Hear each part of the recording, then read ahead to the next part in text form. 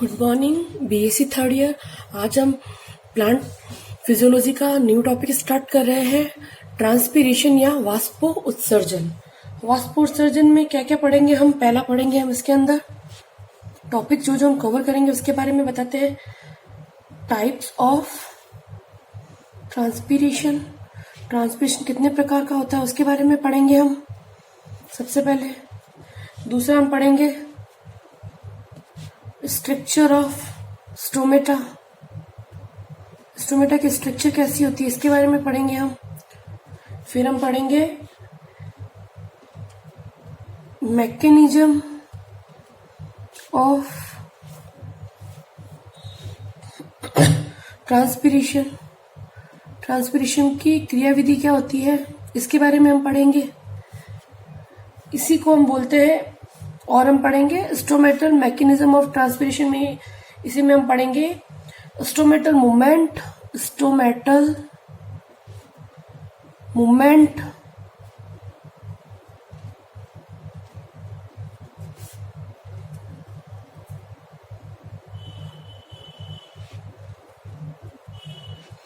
और stomatal opening and closing, ये सब एक ही चीज होती है। स्टोमेटल ओपनिंग एंड क्लोजिंग वो टॉपिक हम पढ़ेंगे इसमें।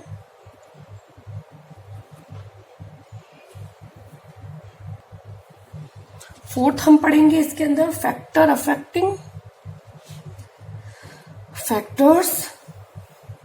अफेक्टिंग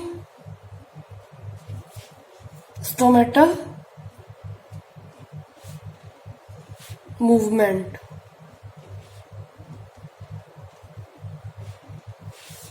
फिफ्थ हम पढ़ेंगे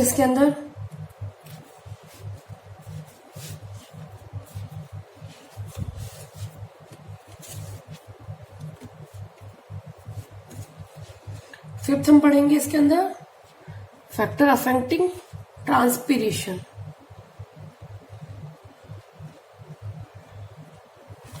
फिर हम पढ़ेंगे लास्ट, इसमें पढ़ेंगे सिग्निफिकेंस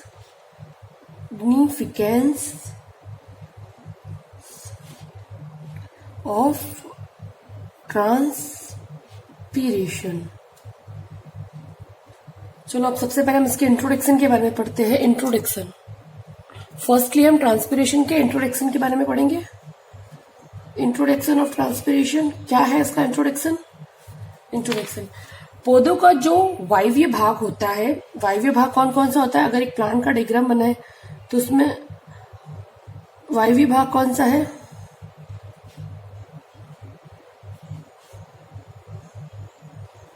ये इसका वायवीय भाग हो गया प्लांट का, जो ऊपर वाला है ये वायवीय भाग होता है, जो वायु में रहता है, जमीन के ऊपर रहता है और जमीन के नीचे रहता है, उसको हम क्या बोलते हैं? भूमिगत भाग। ठीक है, तो जो पौधे का जो वायवीय भाग होता है, वायवीय भाग में क्या क्या आता है? लीव्स आती है, लीव्स। वायवीय भाग में क्या क्या है? लीव्स है, स्टेम है, और अगर कोई प्लांट्स में अगर फ्रूट्स है तो ये फ्रूट्स है, फ्लावर है। ठीक है, पौधे के किसी भी वायवीय भाग से, पौधे का जो वायवीय भाग है, इनमें से जो भी कोई भी वायवीय भाग है, वहां से जल का वाष्प के रूप में निकलना। पौधे के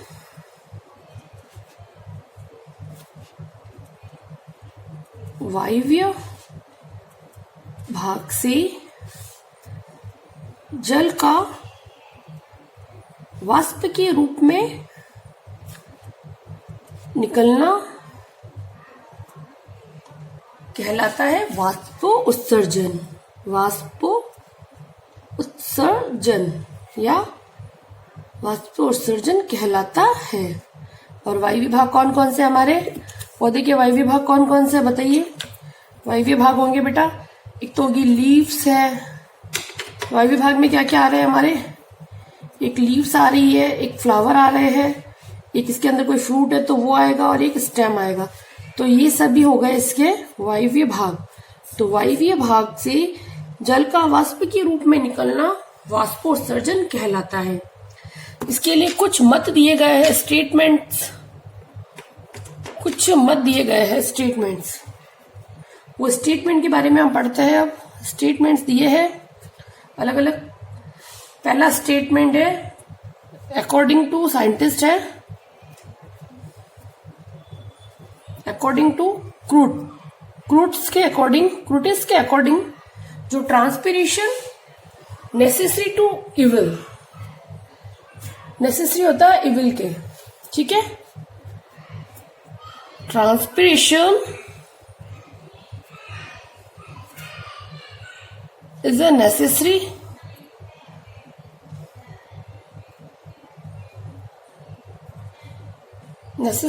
इविल, इविल के नेसेसरी होता है, ठीक है। ये तो है फर्स्ट इसका मत। अब सेकंड मत के बारे में पढ़ते हैं हम, क्या है स्टेटमेंट, क्या क्या दिए गए हैं वाष्पोत्सर्जन के लिए। सेकंड है हमारा अकॉर्डिंग टू स्टेवार्ड, एक साइंटिस्ट है स्टेवार्ड, इसके अकॉर्डिंग क्या इसने अपना स्टेटमेंट दिया था। अकॉर्डिंग टू स्टेवार्ड कहता है ट्रांसपिरेशन इज अनअवॉइडेबल इविल, एक अनअवॉइडेबल इविल है ये। ट्रांसपिरेशन इज अनअवॉइडेबल, जिसको हम अवॉइड नहीं कर सकते, अनअवॉइडेबल इविल, ठीक है। अब कुछ इसके फैक्ट्स के बारे में हम पढ़ते हैं। कुछ फैक्ट्स हैं इनके, फैक्ट्स है। पहला फैक्ट्स है कि भाई जो जल 100% अवशोषित होता है उनमें से केवल 1 से 3% जल ही पौधों के द्वारा, जब हम बोलते हैं कि बारिश होती है, बारिश के थ्रू जब बोलते हैं कि भाई बारिश का एक पूरा एक जलीय चक्र देखते हैं, तो हम देखते हैं कि भाई जैसे समुद्र है, समुद्रों में से जल वाष्प के रूप में वाष्पीकरण के द्वारा आकाश में जाता है और वहां पे वो बादल बनते हैं और बादल वापस बारिश के रूप में वापस जमीन पे आते हैं। तो भूमि के द्वारा जल को अवशोषित कर लिया जाता है। उन जल में से केवल 100% जल है, मान लो 100% में से पौधे केवल कितना लेंगे, प्लांट्स केवल 1 से 3% जल ही यूज करते हैं। पौधे कितना जल यूज कर रहे हैं, 1 से 3%। प्लांट जो जल यूज करते हैं वो 1 से 3% ही होता है, और जो बचता कितना है, 1 से 3% हो गया, तो कितना बच गया भाई, तो बच गया हमारा 97 to 99% तो बच गया। तो ये जल कैसे चला जाता है, वेस्ट के फॉर्म में चला जाता है, ठीक है। और ये वेस्ट कैसे जाता है, ज्यादातर इसमें क्या होता है, ट्रांसपिरेशन होता है, ठीक है। प्लांट्स अगर कोई 100% वाटर अगर एब्जॉर्व कर रहा है, अगर कोई प्लांट 100% वाटर को किसी प्लांट ने अवशोषित किया, कोई प्लांट है उसने क्या किया, 100% वाटर को एब्जॉर्व किया, 100% वाटर एब्जॉर्व किया, तो उनमें से केवल 1 से 3% वाटर ही वो यूज करेगा, 90 to 97% वो वेस्ट हो जाएगा। वेस्ट किस फॉर्म में होगा, वो वाष्पोत्सर्जन या ट्रांसपिरेशन के द्वारा यह वापस निकल जाएगा, ट्रांसपिरेशन, ठीक है। ये पॉइंट आया समझ में आपको, एक बार वापस रिपीट करती हूं मैं। प्लांट्स 100% वाटर को एब्जॉर्व करते हैं, 100% में से केवल 1 to 3% वाटर ही वो यूज कर पाते हैं अपने लिए। वो यूज किसमें करेंगे, फोटोसिंथेसिस में यूज करेंगे और अपना फूड मटेरियल बनाएंगे। जो बाकी का जो बचता है 97 to 99% वाटर, वो एज अ वेस्ट की तरह रहता है। वो वेस्ट किस फॉर्म में निकलता है, ट्रांसपिरेशन के थ्रू पौधे से बाहर निकल जाएगा।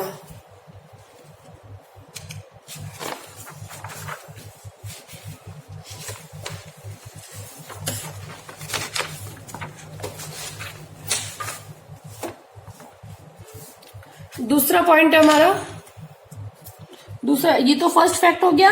सेकंड फैक्ट है, जो एल्गी और फंजाई होते हैं और सबमर्ज हाइड्रोफाइट्स होते हैं, उनके अंदर ट्रांसपिरेशन एब्सेंट होता है। दूसरा फैक्ट क्या है, जितने भी एल्गीज है, फंजाई है, और जो सबमर्ज्ड हाइड्रोफाइट्स है, उन सब में ट्रांसपिरेशन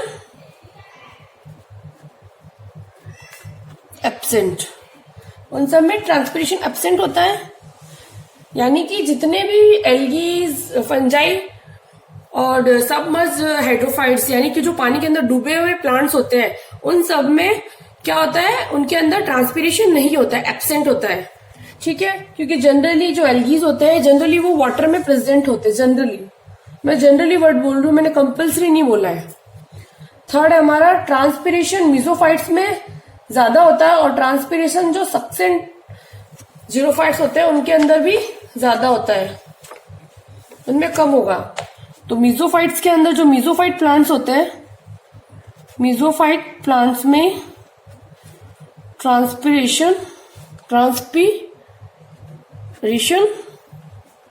बहुत ज्यादा होता है, जबकि जो जीरोफिटिक सक्सिलेंट प्लांट होते हैं, जीरोफिटिक प्लांट, जीरोफाइट्स के अंदर ट्रांसपिरेशन बहुत कम होता है। रीजन क्या है इसका? क्योंकि जो जीरोफिटिक प्लांट्स होते हैं उनके अंदर ट्रांसपिरेशन जनरली प्लांट्स की लीव्स के थ्रू होता है। उनमें क्या होता है, जीरोफाइटिक प्लांट जो होते हैं वो अपनी लीव्स में कुछ मॉडिफिकेशन कर देते हैं, या तो फिर वो पूरी लीव्स को ही वहां से हटा देंगे अपनी पूरी प्लांट बॉडी से, या फिर उनकी जो लीफ है वो कांटों में चेंज हो जाएगी, मॉडिफाइड हो जाएगी, जिसकी वजह से उनमें वाष्पोत्सर्जन नहीं हो पाएगा।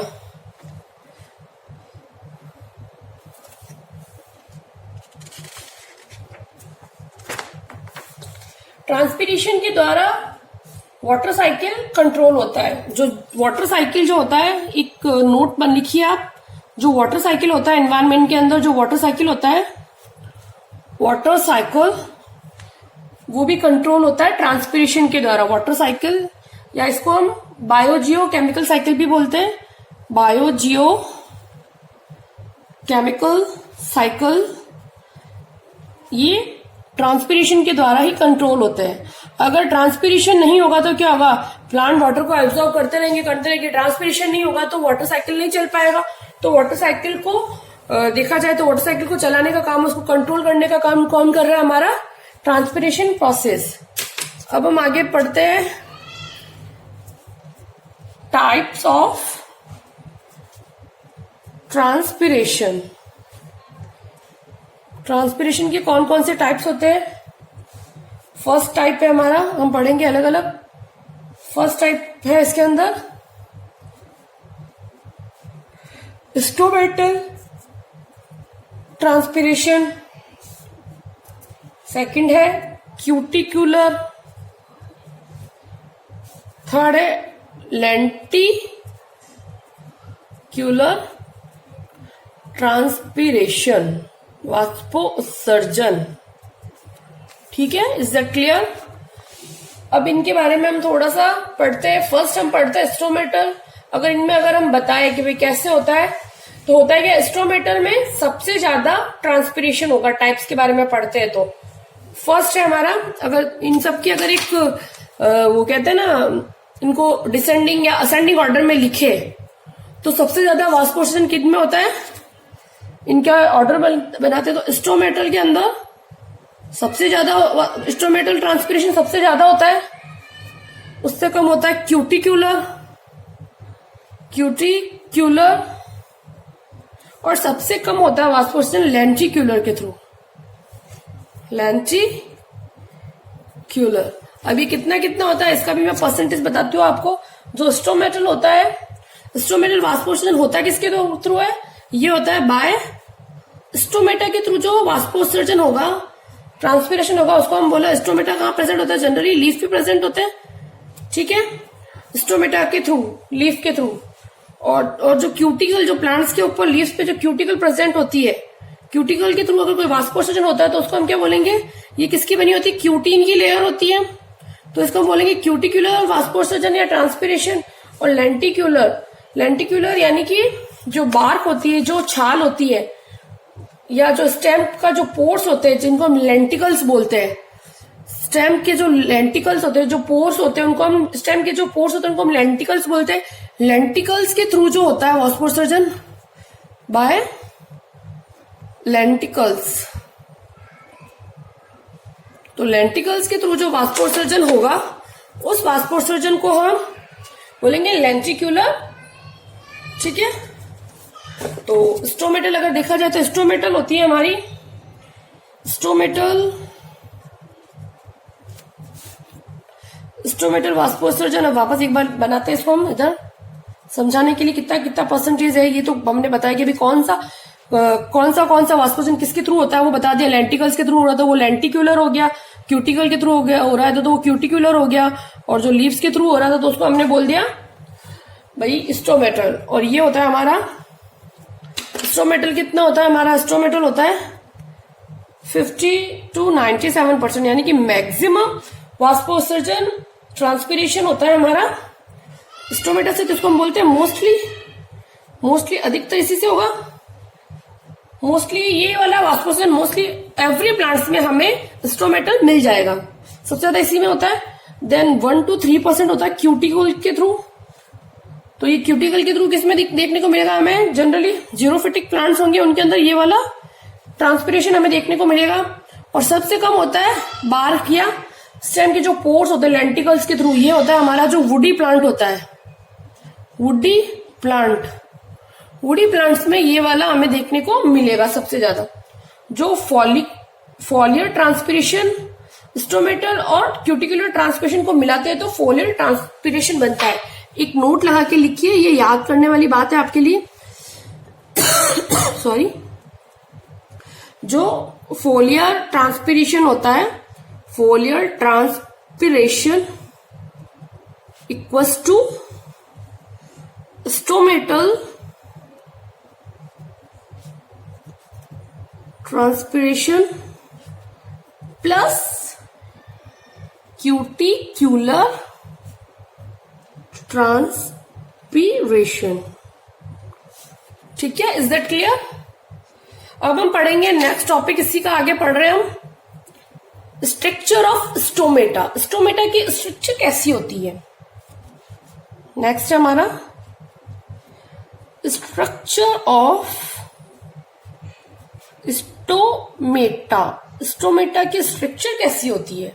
तो अगर स्ट्रक्चर में देखा जाए तो स्टोमेटा में क्या क्या होता है? दो तो होती है इसके अंदर, 2 गार्ड सेल्स प्रेजेंट होती है, और 5 होती है इसके अंदर सब्सिडरी सेल्स। दो तो गार्ड सेल्स, जिसको हम क्या बोलते हैं? सहायक गार्ड सेल्स को क्या बोलते हैं? द्वार कोशिका। और 5 होती है सब्सिडरी सेल्स, इसको हम बोलते हैं द्वार, और इसको बोलते हैं हम सहायक कोशिका। ठीक है, एक बार इसका डायग्राम बनाते हैं हम कि स्टोमेटा का एक डायग्राम कैसा होगा। अगर डायग्रामेटिकली इसको प्रेजेंट करें तो ये डायग्राम बनेगा इसका ऐसा।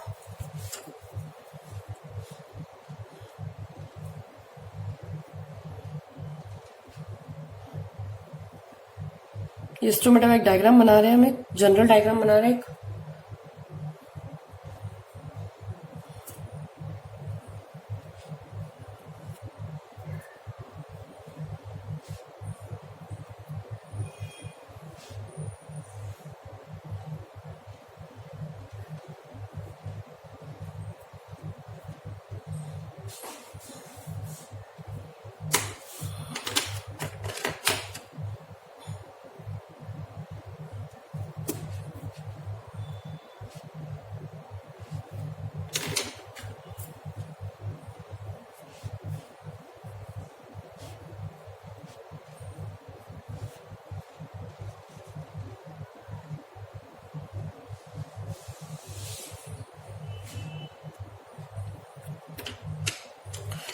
तो इसको अगर हम बताएं, हम नेमिंग करें तो ये तो हमारा स्टोमेटा है। इस पूरे को हमने स्टोमेटल पोर है, ये हमारा स्टोमेटल पोर। ये है इसका जो गार्ड सेल है उसकी न्यूक्लियस है, ये क्लोरोप्लास्ट है, और अंदर वाली जो 2 है हमारी, ये 2 अंदर वाली जो है, ये दोनों है 2 गार्ड सेल।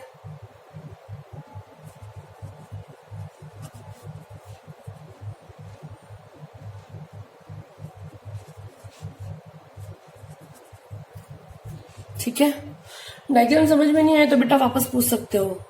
और जो ये बाहर वाली 5 जो हमें दिख रही है, 1 2 3 4 एंड 5, ये 5 है हमारी सब्सिडरी सेल या सहायक कोशिकाएं। सब्सिडरी सेल्स, इन्हीं को बोलते हैं हम सहायक कोशिकाएं। जनरली जो ये हमारी गार्ड सेल्स होती है, 2 गार्ड सेल्स, 2 गार्ड सेल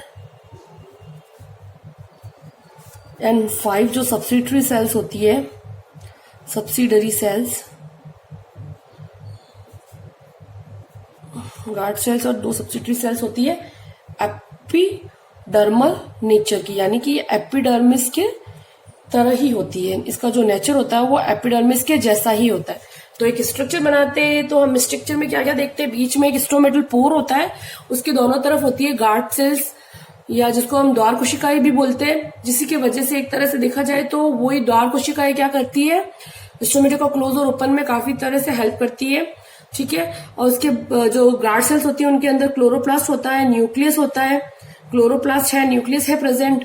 उसके बाद 5 सब्सिडरी या सहायक कोशिकाएं होती है। इनके अंदर जो गार्ड सेल्स होती है वो और जो सब्सिडरी सेल होती है दोनों एपिडर्मल नेचर की होती है। और जो गार्ड सेल होती है, गार्ड सेल के बारे में थोड़ा सा पढ़े तो गार्ड सेल कैसी होती है, इनकी जो गार्ड सेल्स होती है वो होती है या तो जनरली वो किडनी की शेप की होती है, किडनी की तरह शेप होता है इनका, किडनी शेप्ड होती है, और कई बार ये डम्बल शेप्ड भी होती है। डम्बल का शेप होता है ना, वैसी भी होती है। और जो जनरली जो मोस्टली प्लांट्स के अंदर प्रेजेंट होती है, मोस्टली हमें मिलेगी मोस्टली प्लांट्स के अंदर हमें मिलेगी किडनी शेप्ड, और डम्बल शेप्ड मिलेगी इन मोनोकोट्स के अंदर हमें मिलेगी dumbbell shaped guard cells.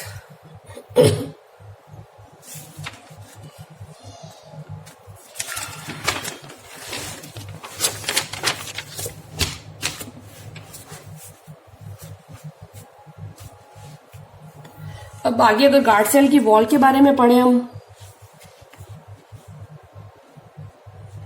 Guard cell की जो वॉल होती है इसकी वॉल के बारे में पढ़ रहे हैं। वॉल, इसमें 2 टाइप की वॉल्स होती है, इनर वॉल और आउटर वॉल। जो इनर वॉल होती है वो कैसी होती है, एक तो थिक होगी और नॉन इलास्टिक, थिक और non elastic. Inner wall non elastic, ठीक है। और जो आउटर वॉल होती है वो होती है थिन, पतली और इलास्टिक।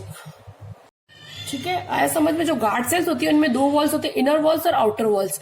जो इनर वॉल होती है वो थिक होती है और नॉन इलास्टिक होती है, और जो आउटर वॉल होती है वो थिन होती है और इलास्टिक होती है। ठीक है, अब हम पढ़ते हैं जीरोफाइट्स के अंदर किस टाइप के स्ट्रोमेटा प्रेजेंट होती है। थोड़ा सा इसका भी इंट्रोडक्शन के बारे में हम पढ़ लेते हैं।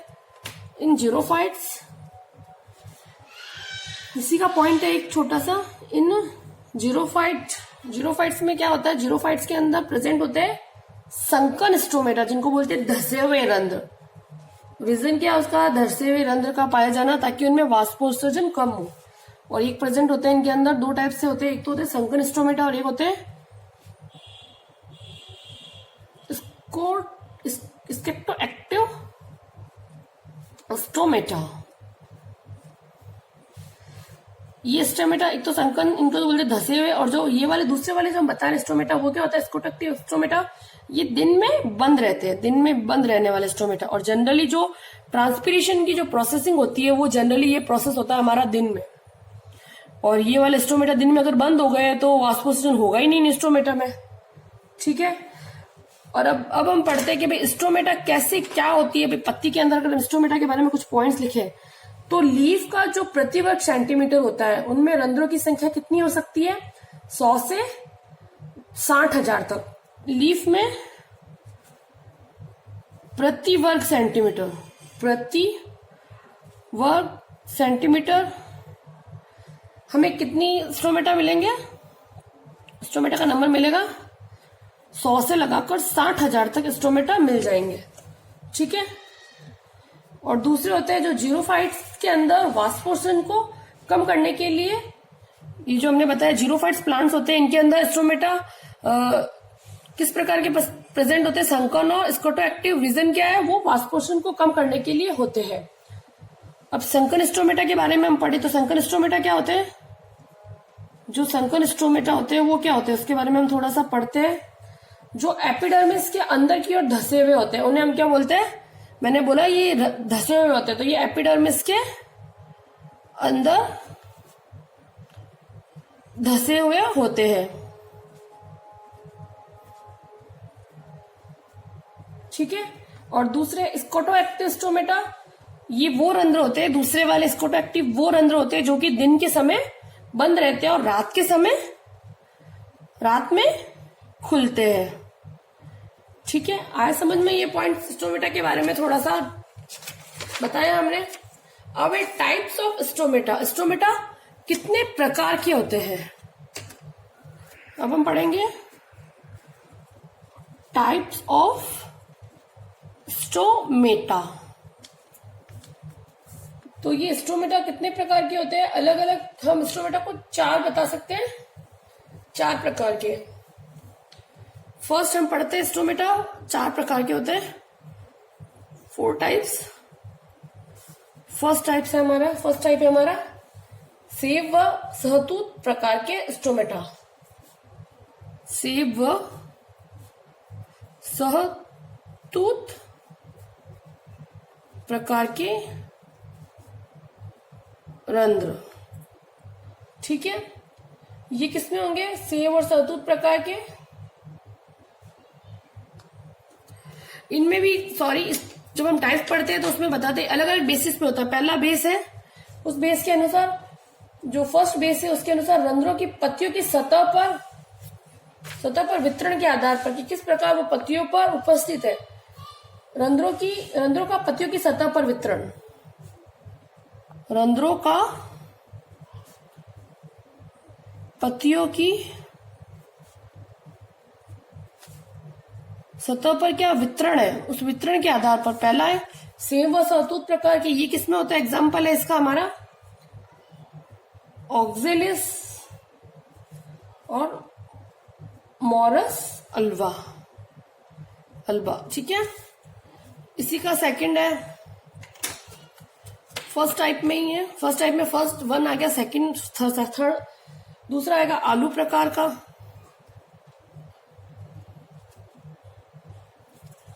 आलू प्रकार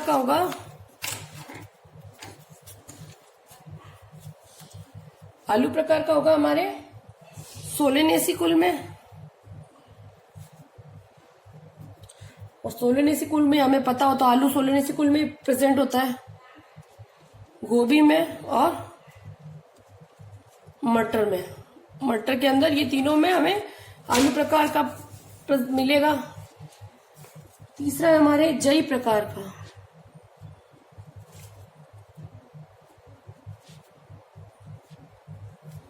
जई प्रकार का आता है हमारे पोएसी फैमिली में, पोएसी या ग्रेमिनी, जो घास की फैमिली होती है ना, पोएसी या ग्रेमिनी, उस फैमिली में हमें मिलेंगे जई प्रकार के। चौथा है जल लिली प्रकार का। जल लिली प्रकार का किसमें होता है? हमारे तैरने वाली पत्तियों के पौधों में, जो पत्तियां तैरती रहती है।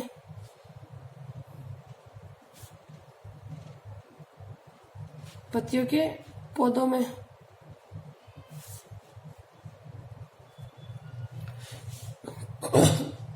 पोमेटोजिटॉन प्रकार के,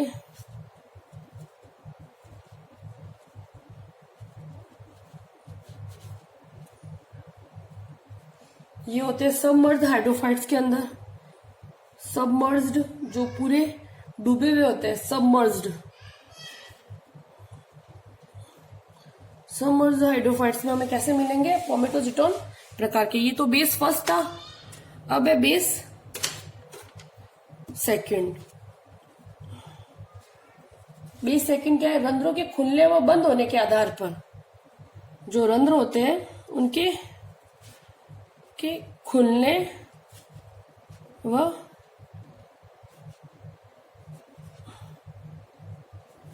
बंद होने के आधार पर किस प्रकार से रंध्र खुलते हैं और किस प्रकार से रंध्र बंद होते हैं, इसके आधार पर कौन कौन से है उसके क्या क्या एग्जाम्पल है बताते हैं। इसका एक टेबल बना लेते हैं हम।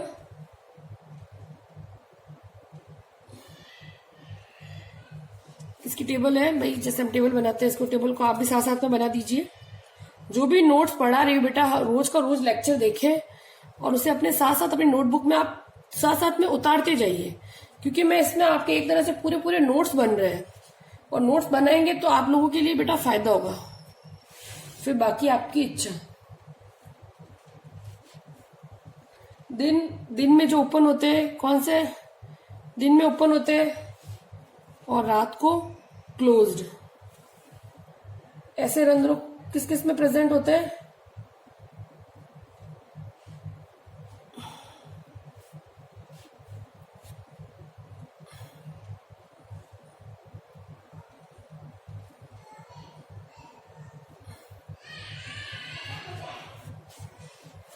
ये टेबल बना लीजिए आप एक बार।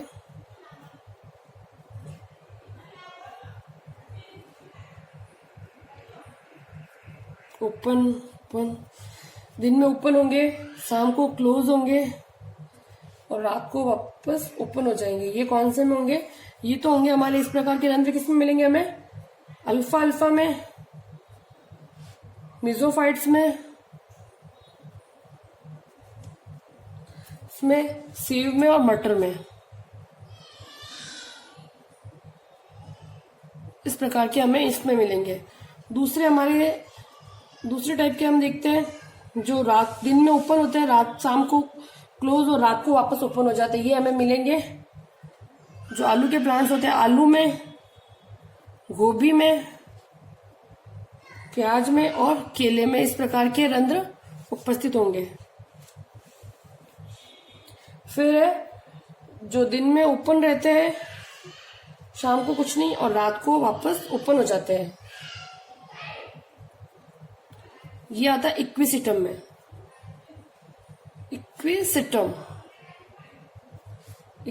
क्या है? एक प्रकार का टेरिडोफाइट। ठीक है।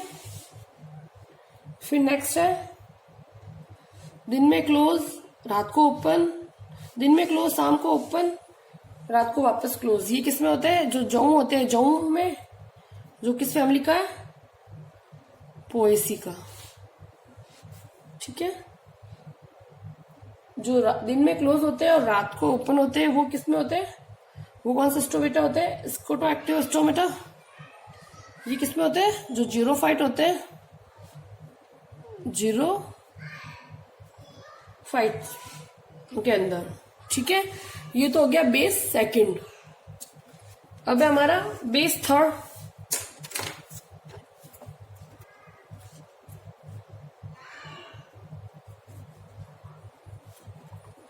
बेस थर्ड किसके आधार पे? जो इसके अंदर सहायक या सब्सिडरी सेल्स होती है, सहायक कोशिकाओं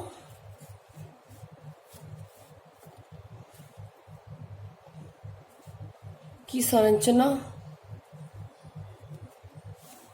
एवं संख्या के आधार पर।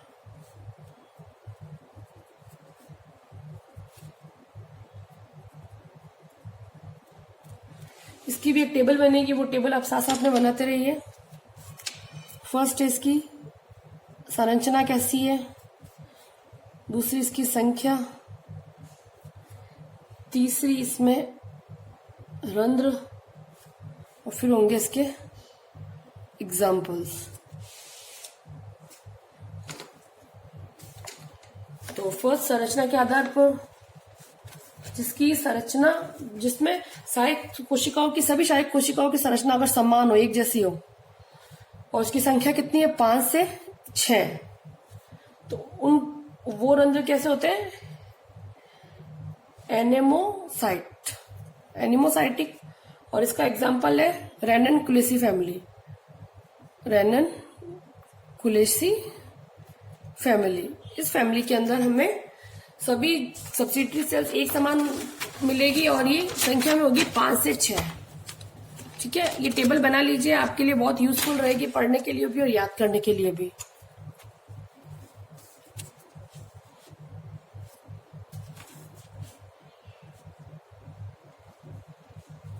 वापस एक बार थोड़ा हेडिंग लगा लेते हैं ताकि हम आराम से लिख सके और आपको भी कंफ्यूजन ना हो। उदाहरण या एग्जाम्पल वो एक ही बात आता है। फिर है दूसरा, एक छोटी व दो समान। मतलब इनमें क्या होगा, इसकी कैसी होगी संरचना, एक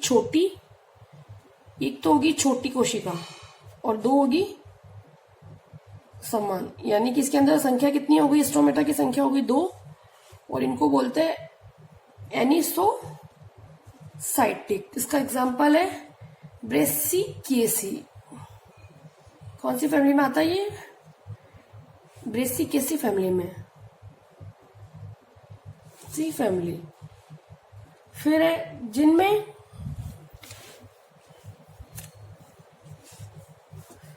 फिर तीसरा टाइप का आएगा जिनमें गार्ड सेल के समानांतर हो। जो इसकी द्वार कोशिकाएं होती है ना, गार्ड सेल्स के समानांतर, गार्ड सेल्स के समानांतर अगर होगी और उनकी संख्या कितनी हो, 2 हो, ऐसे रंध्रों को बोलते हैं हम पैरासाइटिक। और ये प्रेजेंट होती है रूबिएसी फैमिली में। रूबिएसी फैमिली के अंदर गार्ड सेल क्या होती है, सहायक गार्ड सेल होती है हमारी द्वार कोशिकाएं। फिर है जो गार्ड सेल्स होती है उनके लंबवत हो, गार्ड सेल्स के जो लंबवत अगर सेल्स हो, लंबवत वो भी कितनी हो, संख्या में 2, इसको क्या बोलते हैं डायसाइटिक। और ये कौन से में प्रेजेंट होता है, कैरियोफाइसी फैमिली में, कैरियोफाइसी फैमिली।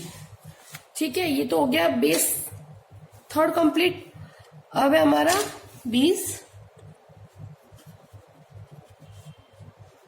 4th। इसमें क्या होता है, जो सहायक कोशिकाएं होती है और द्वार कोशिकाओं के सहायक कोशिकाएं तथा जो द्वार कोशिकाएं होती है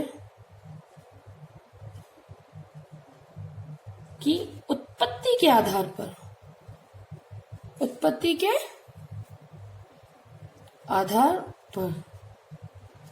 ठीक है, उत्पत्ति के आधार पर इसका भी एक हम टेबल बना लेते हैं कि भाई कैसे क्या होगा। इसकी टेबल बनाते हैं। एक तो इसमें सबसे पहले हम डालेंगे उत्पत्ति के आधार पर उत्पत्ति कैसे होती है उनकी, दूसरा उसमें रंध्र कैसे है और उसका उदाहरण क्या है। तो उत्पत्ति के आधार पर देखा जाए तो हम देख रहे हैं, फर्स्ट है हमारा, दोनों की उत्पत्ति अगर एक सेल से हो, यानी कि सहायक कोशिका और गार्ड कोशिका दोनों की उत्पत्ति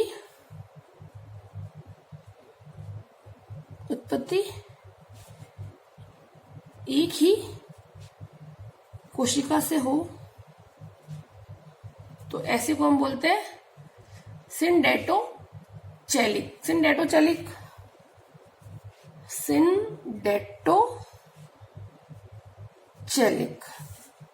ठीक है, और दूसरा है दोनों कोशिका, सहायक कोशिका और गार्ड कोशिकाओं, जो द्वार कोशिका और सहायक कोशिकाएं दोनों की जो उत्पत्ति होती है वो अलग अलग कोशिकाओं से हो, अलग